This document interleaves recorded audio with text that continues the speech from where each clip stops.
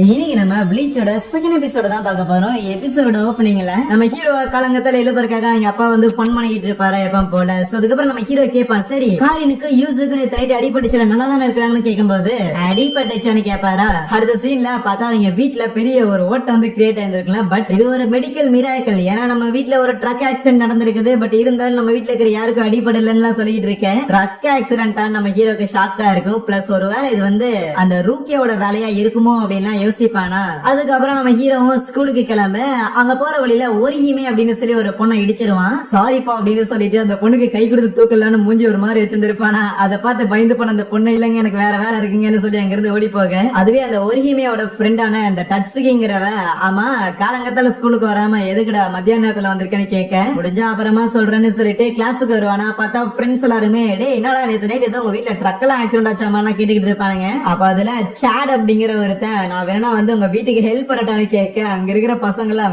வேணா அவனையே பாத்துக்குவா, நீ போய் வீட்டுக்கு இடிச்சதுன்னு சொல்லிட்டு இருப்பானுங்க. சோ அதுக்கப்புறம் அந்த இடத்துக்கு பார்த்தா அந்த ரூக்கியா இருக்கிறாள். சோ வந்துட்டு வணக்கங்க, நான் புதுசா அந்த ஸ்கூலுக்கு வந்திருக்கேங்க சொல்ல, நீங்க என்ன பண்றேன்னு சொல்லி நம்ம ஹீரோ கத்திக்கிட்டு இருப்பானா.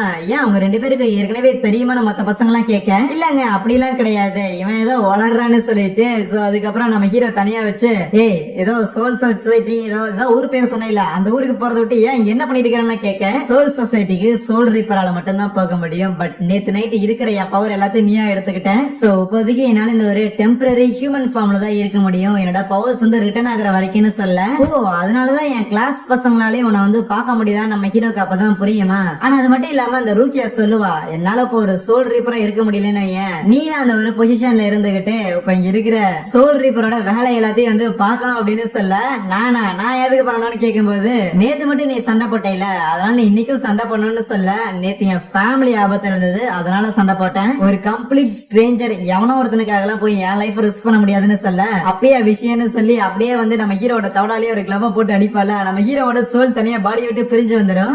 என்ன பண்றேன்னு கேட்கும் போது, இங்க வா அப்படின்னு சொல்லிட்டு நேரம் ஒரு பார்க்குக்கு வந்து கூட்டிட்டு போவாளா. சோல் சொசைட்டில இருந்து இன்ஃபர்மேஷன் வந்திருக்குமாமா, இந்த இடத்துல ஒரு ஹாலோ இருக்குதுன்னு. அங்க போகும்போது அங்க பார்க்ல இருக்கிற ஒரு குட்டி பையனோட பேய ஒரு ஹாலோ சேஸ் பண்ணிட்டு இருக்குமா. அதை பார்த்து நம்ம ஹீரோ ஹெல்ப் பண்ணலான்னு போக, அப்ப ரூக்கியா நிறுத்திக்கிட்டு, ஏன் அந்த ஒரு பையனுக்கு ஹெல்ப் பண்றேன்னு கேட்கும் போது, என் கண்ணு மட்டும் இப்படி நடக்குது பார்த்துட்டு சும்மா இருக்க முடியுமான்னு சொல்லுவானா. பாரு அந்த ஒரு பையன் வந்து உனக்கு கம்ப்ளீட் ஸ்ட்ரேஞ்சர் தான். ஆனா ஒரு சோல் ரீப்பரை பொறுத்த வரைக்கும் எல்லா சோல்ஸும் ஒரே மாதிரிதான் இருக்கணும். உன் கண்ணு மாடி கஷ்டப்படுறாங்க அதனால நீ போய் காப்பாத்துற, உனக்கு கண்ணு மாடி அவங்க கஷ்டப்படல அதனால நீ அவங்களுக்கு வந்து ஹெல்ப் பண்ணல. இந்த மாதிரியான ஒரு பயாசரான ஒரு ஸ்டாண்ட் வந்து எடுக்க கூடாது. இப்ப நீ அந்த பையனை காப்பாத்த போற அப்படின்னா இந்த உலகத்துல இருக்கிற எவ்ரி சிங்கிள் சோலையும் நீ இதே மாதிரிதான் போய் ப்ரொடெக்ட் பண்ணணும்னு சொல்லும் போது, நம்ம ஹீரோ யோசிப்பான், காப்பாத்தலாமா வேணாமான்னு பட்டு ஒரு பாயிண்ட்டுக்கு மேல சரான்னு சொல்லிட்டு அவன் ஸ்வான் எடுத்து அந்த ஒரு ஹாலோவோட கை கால் எல்லாத்தையும் வந்து வெட்டி தள்ளிடுவானா. இத பார்த்த ரூக்கியா, அப்படின்னா என்ன சோல் ரீப்பர் ஆகிறதுக்கு தயாராயிட்டேன்னு கேட்க, அப்படிலாம் ஒண்ணும் கிடையாது, வேணா உங்களுக்கு அந்த மாதிரியான ஜாப்ஸ் வந்து கரெக்டா இருக்கலாம், ஆனா எனக்கு அது வந்து செட் ஆகாது, நான் எப்போ என் வழி தனி வழியில தான் போகணும்னு சொல்லிட்டு இருப்பானா. ஆனா என்ன வழின்னு சொல்ல மாட்டான். அதுக்கப்புறம் அந்த ஒரு ஹாலோ திருப்பி அட்டாக் பண்ணலான்னு வரும்போது கம்ப்ளீட்டா அந்த ஹாலோ வந்து போட்டு தள்ளிட்டு, அதுக்கப்புறம் அந்த ஒரு குட்டி பையன் இருப்பான்ல, சோ அவங்கிட்ட, தம்பி இதே பிரச்சனை திருப்பி மாட்டிக்கூடாதுன்னா இங்கிருந்து நீ போய் ஆகணும்னு சொல்லி நம்ம ஹீரோவோட சோட வச்சு சும்மா அவன் மேல ஏதோ முத்திர குத்துவானா. அதுக்கப்புறம் அந்த ஒரு குட்டி பையனோட சோல் அங்கிருந்து காணாம போயிடும் சோல் சொசைட்டிக்கு. வேண்டாம் விருப்பம் அந்த ஒரு வேலையை பண்ண வச்சுட்டு இல்லன்னு சொல்லி நம்ம ஹீரோ வெறப்புல அங்கிருந்து நடந்து போக, அடுத்த சீன்ல அந்த ஒரிஹிமே அப்படிங்கிற அந்த ஒரு பொண்ணு இருக்கிறாள். சோ அவள வந்து ஒரு சோல் அப்படியே வானத்துல இருந்து பாத்துக்கிட்டு இருக்குமா. அப்ப டக்குனு அங்க வந்து சில ஹாலோஸ்ல அந்த ஒரு ஸ்பிரிட்ட பிடிச்சிட்டு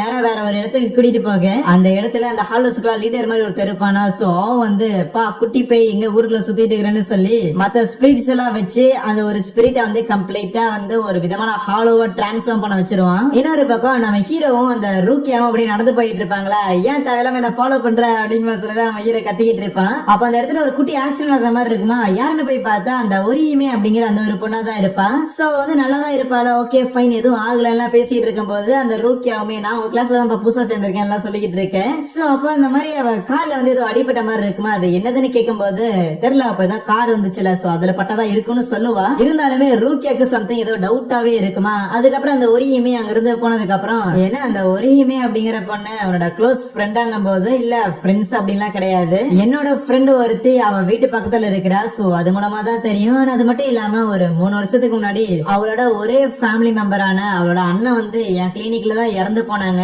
அதாவது என் அப்பா ஒரு கிளினிக் வச்சிருந்திருக்காருல, சோ அங்க அண்ணன் இறந்து போயிட்டான்னு சொல்லி அந்த ஒய்யுமே பயங்கரமா அழுதுருப்பாளா. அதை நம்ம ஹீரோ பார்த்துருப்பான். பட் அன்னைக்கு அழுத பொண்ணுதான் இந்த பொண்ணா அப்படிங்கறது எனக்கு ரீசெண்டா தான் தெரிய வந்திருக்கும். அப்படியே ஆனா உனக்கு இந்த பேய்களை பாக்குற இந்த ஒரு பவர் எப்ப இருந்து கிடைக்குதுன்னு சொல்ல, இல்ல பேய்களை என்னால முதல்ல இருந்தே பார்க்க முடியும், ஃபீல் எல்லாம் பண்ண முடியும். ஆனா இப்பதான் ரொம்ப ரீசெண்டா தான் என்னால வந்து அது கூட பேசலாம் முடியுதுன்னு சொல்ல, நினைச்சண்டான்னு சொல்லிட்டு அங்கிருந்து போவாளா. எங்க போறேன்னு கேட்க, ஏன் தங்கம் நான் எங்க போறேன்னு என்னை பத்தி ரொம்ப கவலைப்படுறேங்க போது, எவன் கவலைப்பட்டான்னு சொல்ல அப்படின்னா பொத்துட்டான்னு சொல்லிட்டு அவங்க இருந்து போயிருவாளா. இன்னொரு பக்கம் அந்த ஒரிஹிமேங்கிற பொண்ணு அப்படியே தனியா தான் வீட்டுல வாழ்ந்துகிட்டு இருப்பாளா. அப்பதான் அந்த டட்ஸ்கிங்கிறவ தான் அவ ஃப்ரெண்டா இருப்பா. சோ போயிட்டு சாப்பாடு எல்லாம் கொடுத்துட்டு அவளுக்கு வந்து கம்பெனியா இருந்துகிட்டு இருக்கேன். இன்னொரு பக்கம் நம்ம ஹீரோட தங்கச்சி இருக்கிறாள். சோ வந்துட்டு என் பைஜாமாஸ் எங்கேயாவது பாத்தியாடான்னு கேட்க, ஆமா அவங்க பைஜாமாஸ் எடுக்கிறதா எங்க வேலை, எனக்கு ஒரு வேலை இல்ல அப்படின்னு சொல்லி துரத்திட்டு இருவானா. இன்னொரு பக்கம் அந்த ரூக்கியா இருக்கிறாள். சோ அவ எங்கேயோ படுத்துக்கிட்டு இருப்பா. அப்ப வந்து சோல் சொசைட்டி இருந்து ஒரு மெசேஜ் வருமா. பார்த்தா அவன் நம்ம ஹீரோட வார்ட்ரோப் இருக்குதுல, சோ அங்கதான் உட்காந்துக்கிட்டு இருப்பாளா. வா கிளம்பலாம் சொல்ல, இங்க ரெடி பண்றங்க போது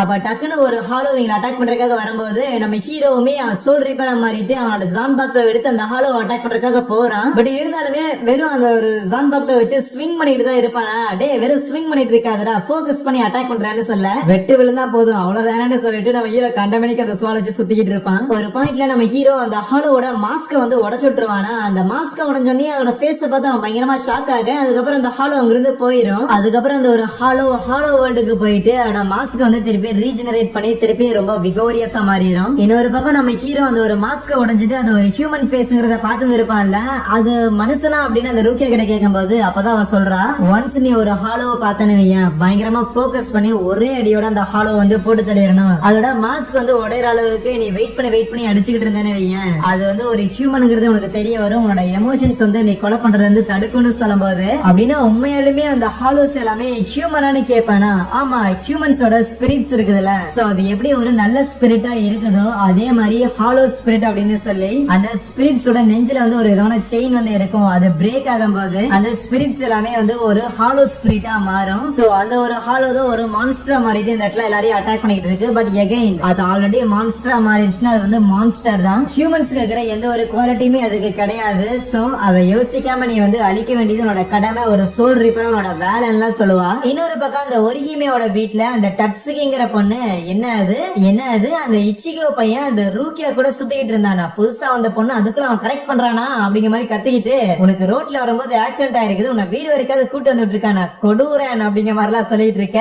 இல்ல வீடு வரைக்கும் வரேன் அப்படின்னு அவன் சொன்னான். பட் இருந்தாலும் நான் தான் வேறேன்னு சொல்லிட்டேன். ஏன்னா அப்படிங்கிற மாதிரி சொல்லிட்டு அந்த பொண்ணு வந்து பயங்கரமா வெக்கப்பட்டுக்கிட்டு இருப்பாளா. சோ அந்த ஒரிஹிமேக்கு இச்சிகோ மேல ஒரு இன்ட்ரெஸ்ட் வந்து இருக்கும். சோ அப்ப டக்கா அவங்க வீட்டுல வந்து இருக்கிற பொருட்கள் எல்லாம் வந்து அப்படியே கீழே மேல விழுந்துகிட்டு இருக்க, என்ன இதுன்னு சொல்லி இவங்களும் அப்படியே ஷாக்கா பாத்துக்கிட்டு இருப்பாங்க. ஏதோ சத்தால வந்து கேக்குற மாதிரி இருக்கும். பார்த்தா அவங்க வீட்டுக்கு மேல அந்த ஒரு ஹால் அப்படியே நின்று கத்திக்கிட்டு இருக்க.